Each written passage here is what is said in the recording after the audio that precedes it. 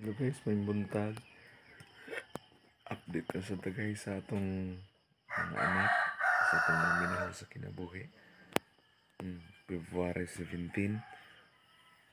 Nangatog pa sila guys. Niya ako una jug mata kay ang maghikay man kog pagkaon. Ibalik na nako una pa ni pagkaon sila. Na tulog pa kay istanan no. Tulog pa istanan alas 5, alas 5:20. Sa buntag tulog pa kay istanan. May gani wala na nagbabag, tulog pa kayo. Ninot kay sudungon guys to nga yung mata nimo na pamilya mo ikuhaan nimo kusog ba nga mo trabaho ka aron ka mag patuloy sa kinabuhi, aron ka tagaan bitaw kag kusog. Maningkamot jud ka pag-ayo, maningkamot jud ka para sa ilaha. Imo bitang masudong guys nga ni jud ka gid nga mo trabaho, ni jud ka gid nga mo kayod ug maayo kay para ani nila gagmay pa kay tanan.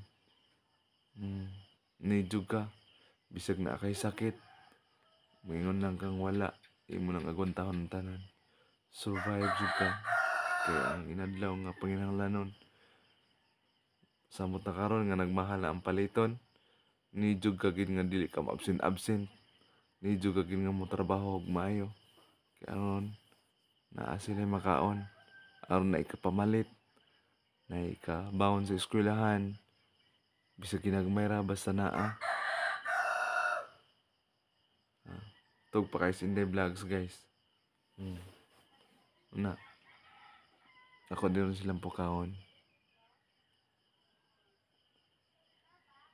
Isip po sa kaamahan guys, imo jud nga ma-feel nga mawai mong kakapoy guys ug makakita ka sa ilaha nga nag-need pa gid ay sila sa imuha. Naamang ko'y ginid pero mas daghan pa sila ginid kaysa ako. Imo jud nga ma-feel nga ug di jud ka mo trabaho, wala jud mahimo. Kailangan trabaho jud ka. Imo jud buhaton ang tanan. Basta tinarong lang, imo jud kayahon, imo jud i-focus bitaw. Wala na kay daghan pang lingi-lingion. Inubanan sa tabang sa Ginoo, sa grasya. Sa matag adlaw nga tagaan kag kabaskog sa lawas, ilikay ka sa mga biyahe. Una. Ako lang i-update ka sa bye.